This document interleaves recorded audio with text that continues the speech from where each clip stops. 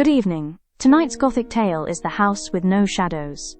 The old mansion stood on a hill overlooking the town, a place whispered about but never visited. It was said that no shadows ever touched its walls, a sign of something far darker lurking within. Harold Thorne, a young man with a penchant for mysteries, found himself drawn to its ominous allure.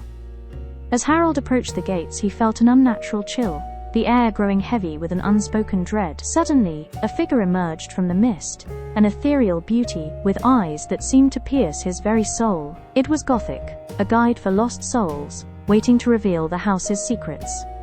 "Welcome, Harold," Gothic whispered, her voice like the chime of distant bells. "This house holds many lost souls, trapped within its shadowless walls. I am here to guide them, and now, perhaps, you." She extended a pale, beckoning hand.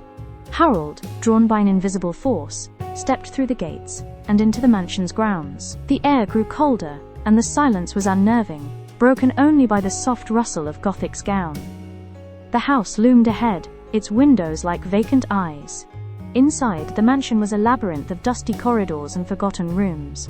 Portraits of stern-faced figures lined the walls, their eyes seeming to follow Harold as he passed.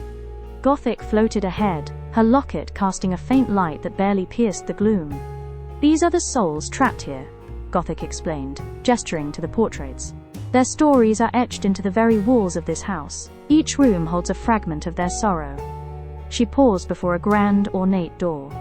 Gothic pushed open the door, revealing a ballroom frozen in time. Cobwebs draped the chandeliers, and the remnants of a grand feast lay on the long, dusty table. "This is where the darkness began," she said softly. As Harold stepped into the ballroom, he felt a wave of sadness wash over him. He could almost hear the music, the laughter, the echoes of a life that was once vibrant and full. "What happened here?" he asked, his voice barely a whisper. Gothic pointed to a dark stain on the floor. "A betrayal," she said, her voice filled with sorrow. "A broken heart, a desperate act." The shadows fled, unable to bear witness to such darkness. The souls were trapped, unable to move on. Harold realized that Gothic wasn't just a guide, but a beacon of hope for these lost souls. He felt a surge of determination to help her, to bring light back into this shadowless place. "What can we do?" he asked, his voice filled with resolve.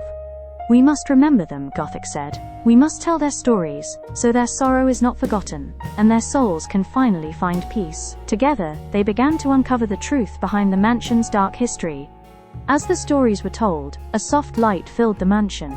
The shadows began to return, dancing on the walls, no longer afraid.